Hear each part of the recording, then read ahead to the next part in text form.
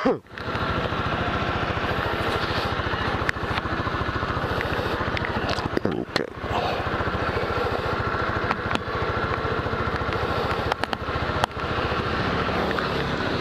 Okay na ba yan?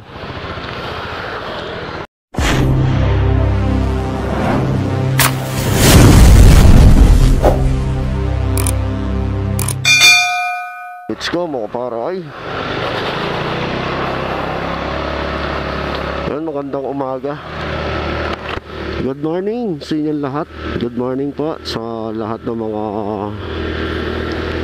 kaibigan natin, mga tropa, mga kapatid, mga kapwa rider. Good morning sa inyo lahat. Napakainit ngayong umaga na to. Oras po natin 7 pa lang, napakainit na. So andito naman muli ang inyong lingkod, Madex Motovlog. So samahan nyo kami sa biyahe namin ngayon ni Dilaw na grabing init. Napakainit. Kaya kung malayo man yung biyahe nyo mga pare, ay huwag nyo kakalimutan, magdadala kayo ng tubig para panangga sa init. Ang pinakadabis dyan mga pare ko, huwag yung masyadong malamig. Para sa akin, normal na tubig lang, hindi masyadong malamig. Yung iba kasi mahilig yung malamig, yung nagyayelo talaga. Nagyayelo na tubig tapos sobrang init. Napakasakit sa lalamunan yung ganun. Kaya the best yung normal na tubig lang. So ayan, shout out sa inyo lahat mga pare kay. Tsaka salamat sa magpapalo, tsaka magsasubscribe sa Facebook tsaka YouTube channel natin, Madex Motovlog. Okay, bisita na rin yung YouTube channel natin, Madex Motovlog lang mga pare ay. So dito tayo muli, bibiyahin na kami, papasok na kami sa trabaho ni Dilaw.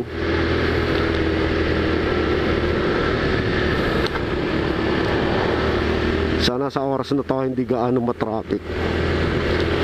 So yun, ang settings natin ngayon sa Hero 3 Silver Edition, 1080p by 24 fps, naka-on yung ProTune at saka naka-wide. Naka-wide yung angle nya, yung view. Hindi ko makita yung super view, so kakapain ko pa yung settings na to.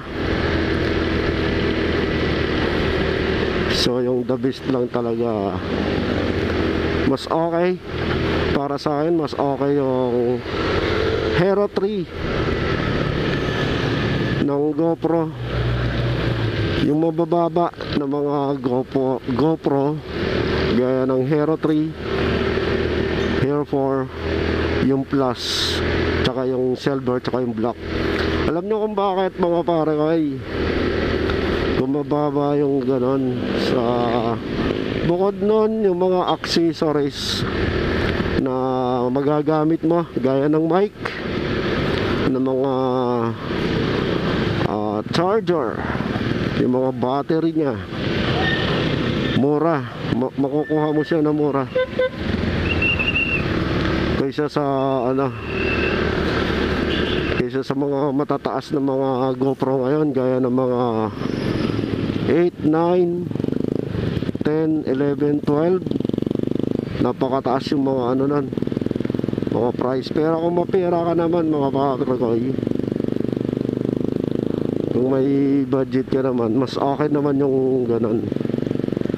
Kasi yun, may image stabilizer na rin siya.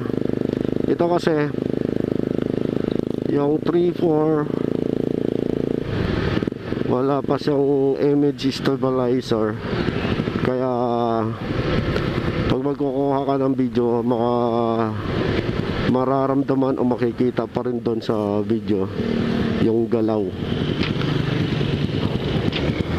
Alam ko yung 5 may image stabilizer na rin yan. Kaya ano yun, mas okay na yun.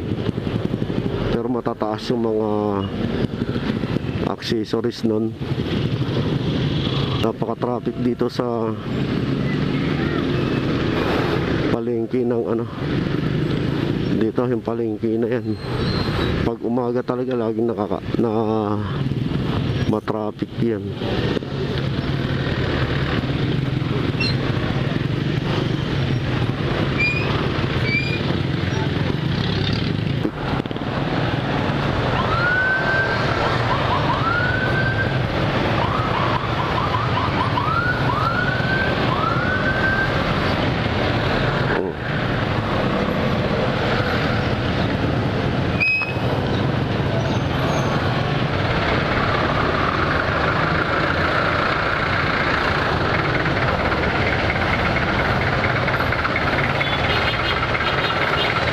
Pasok mo.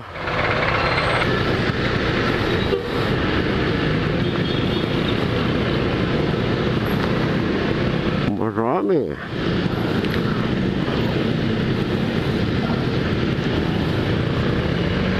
Deep in my heart there's desire for a star.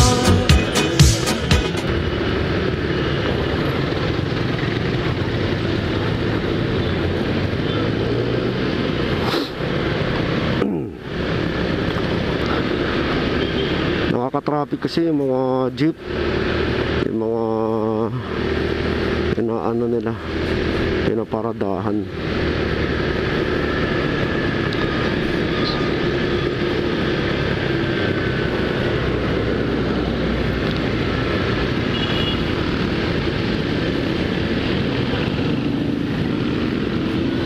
Sobrang init.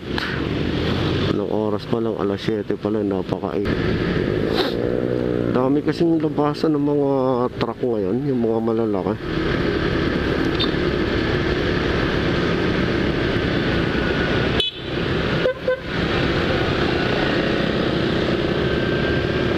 Naka-X-Max ka lang eh.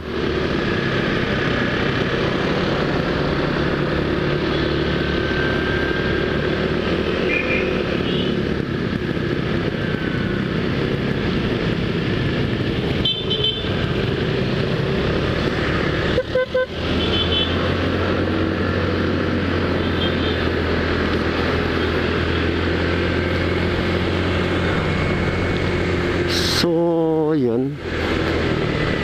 Masasabi ko naman, mas okay pa naman yung ano, yung mic niya.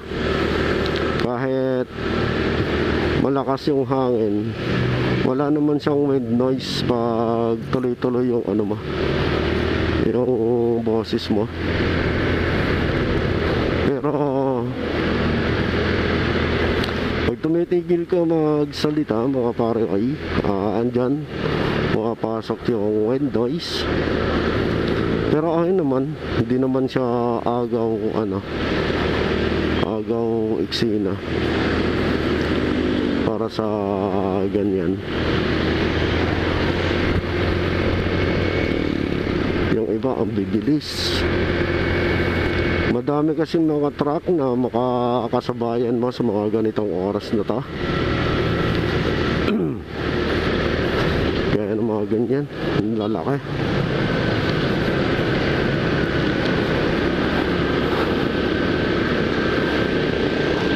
Lalaki ng mga truck.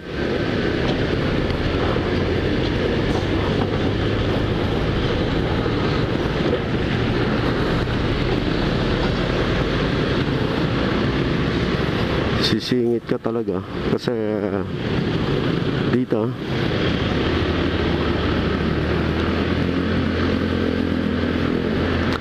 sa gilid kasi may mga nakaparadang mga sasakyan.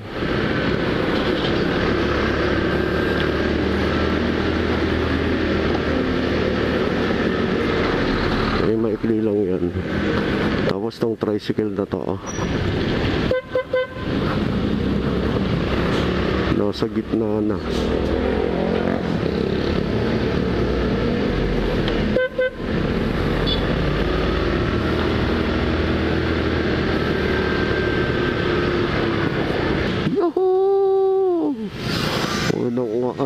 Pagkatapos pa lang alas 7, traffic na.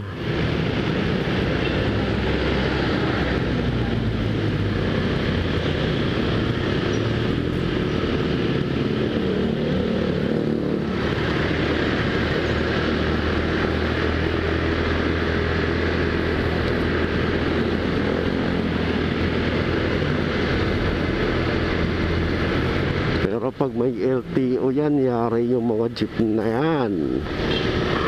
Bigla-bigla pa naman nalabas yung mga LTO dito mga pare. Bigla silang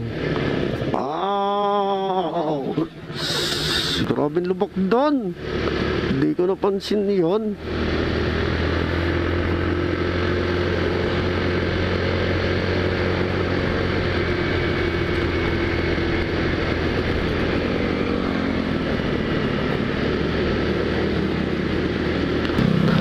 Aabotin ng ilang buwan yan.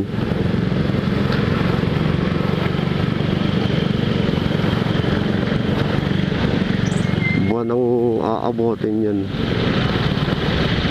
yung kalsada na yan, bago matapos. Sana mas mabilis matapos.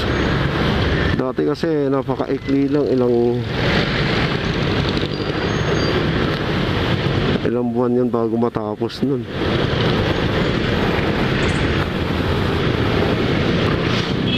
Napakadulas.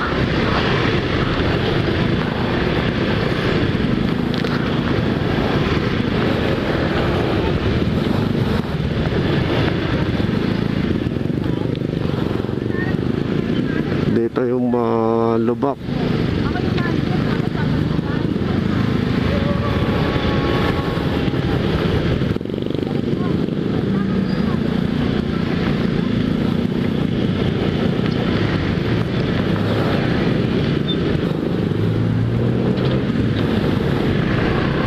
Si ate dyan. Tapos yung mga ano na yan, mga semen, pagkakasemento nila dyan, di ano yan,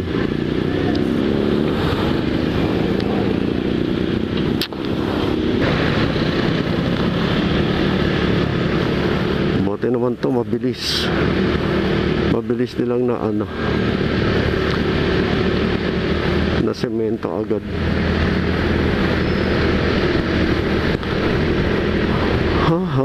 So nandito na tayo, malapit na mga parkoy. Maraming salamat sa pagsama nyo sa aming travel vlog ngayon ni Dilaw. Maraming salamat sa inyong lahat. So hanggang dito na lang, Madex Motovlog. Peace out.